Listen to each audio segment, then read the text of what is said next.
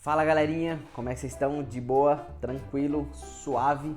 Seguinte, tô aqui hoje para contar para vocês a história da Bíblia. Não a história de como a Bíblia foi construída, mas um resumão dessa história que a Bíblia conta. Talvez você pense assim, mas tio Cirilo, a Bíblia não conta só uma história, ela conta várias histórias. E você tem razão, mas apesar de contar várias histórias, a Bíblia ela fala sobre a história de um Deus com o seu povo. E é sobre essa história que a gente vai tentar hoje fazer um resumão, beleza? Eu sei que tem muitas e muitas histórias, mas eu vou fazer de uma forma assim mais simples para a gente entender um resumão de onde a Bíblia começa e de onde a Bíblia termina, beleza? Como vocês já conhecem, eu imagino que vocês conheçam, a Bíblia começa contando a história da criação.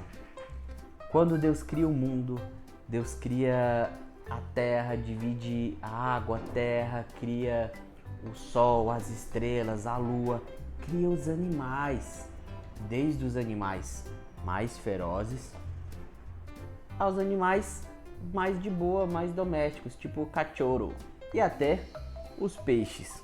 Lá nesse jardim ou nesse começo vivia duas pessoas, Adão e Eva, o homem e a mulher. E eles tinham uma relação muito de boa.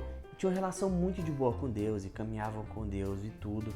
Só que tinha um conselho ou uma regra que Deus tinha colocado que era: não é para vocês comerem do fruto da árvore do conhecimento do bem e do mal. Porque se vocês comerem desse fruto, vocês vão estar dizendo que vocês querem ser igual a mim. Vocês vão passar a ter conhecimento do bem e do mal. Só que tinha um animal muito astuto e muito traiçoeiro. A serpente. E a serpente convenceu Eva de comer do fruto. E Eva convence Adão de comer desse fruto também. O resultado é que os dois foram expulsos desse jardim, também conhecido como o Jardim do Éden. Esse jardim que ficava ali na criação como um lugar onde eles cuidavam da natureza e se relacionavam diretamente com Deus. O tempo passou, muita coisa aconteceu. Adão e Eva tiveram filhos, Caim, que era um dos filhos, matou seu irmão Abel. Depois a humanidade vira uma bagunça que só e acontece o dilúvio. E aí tem Noé. Tem um cara que ele é muito importante para essa história, que é o nosso brother Abraão. Abraão foi o primeiro cara, a primeira pessoa que Deus falou assim, ó: Abraão, é o seguinte, eu vou fazer um povo através da sua família.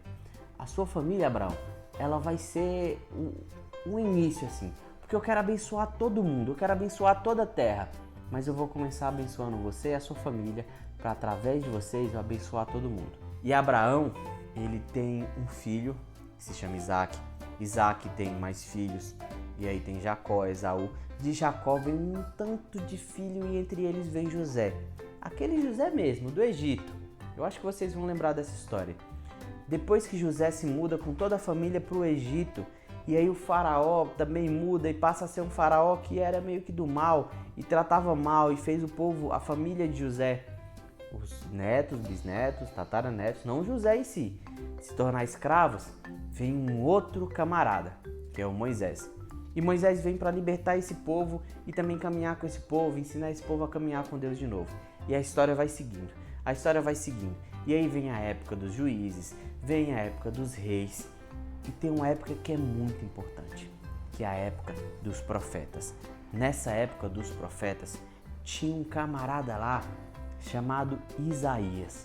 Isaías, ele dava um papo muito da hora pra galera. Ele falava que ia chegar um menino, uma criança que Deus ia mandar, e que essa criança traria a salvação, essa criança traria a esperança para o povo. E como a gente já sabe, sem querer dar spoiler, essa criança era o menino Jesus. O menino Jesus, filho da Maria, e que foi anunciado através do anjo Gabriel. O anjo Gabriel foi quem foi dar esse recado para Maria, falar: Maria, é o seguinte, você vai ter um filho e esse filho vai ser o salvador do mundo. Esse filho vai ser a esperança para as pessoas. Jesus cresceu e se tornou um mestre, alguém que ensinava, mas não só alguém que ensinava, alguém que fazia muita coisa boa para as pessoas. Ele curava pessoas, ele ensinava sobre o amor, ele ensinava sobre a paz e falava sobre o seu Pai, que é o próprio Deus. E as pessoas começavam a seguir Jesus. Só que naquela época tinha uns tals de uns religiosos que não gostaram de jeito nenhum dessa história. Como assim? Um cara qualquer de Nazaré fica falando aí que sobre o reino de Deus? Fica falando que ele é o filho de Deus? Não vamos aceitar isso não.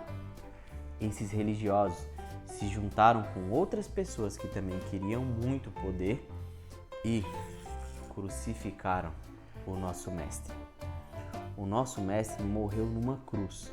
Ele foi humilhado. O que esses religiosos não sabiam, que os discípulos se esqueceram, é que Jesus já tinha falado que isso ia acontecer. Que ele seria perseguido, que ele seria morto, que ele se entregaria. O que eles não lembravam, o que eles se esqueceram, é que ele também disse que no terceiro dia ele ressuscitaria. Então ele foi colocado meio que numa caverna. Colocaram uma pedra. 3 dias depois, as pessoas foram visitar e Jesus não estava lá. O mestre havia ressuscitado. E quando ele ressuscita, ele volta e ensina muita coisa para os seus discípulos, para os seus amigos. E ele faz uma promessa. Ele faz uma promessa de que ele voltaria. Que ele iria lá para perto do Pai, mas que ele ia preparar um lugar. Para que depois de um tempo ele voltasse e levasse todo mundo que fosse seu amigo, que caminhasse com ele, que seguisse os seus ensinamentos. E a gente, até hoje, muito tempo depois, a gente continua tendo fé e esperança, acreditando que ele vai voltar e que a gente vai ficar lá, pertinho dele. Mas que enquanto isso não acontece, ele fica aqui, pertinho da gente através do seu Espírito. Esse foi um resumão da Bíblia, criançada. Tem muita coisa ainda que acontece, tem a igreja, tem os apóstolos, muita coisa, muita história, mas essa foi uma forma da gente lembrar essa história que é maior que todas as histórias, essa história que junta todas as histórias, a história de um Deus com seu povo. Tamo junto, até a próxima, valeu!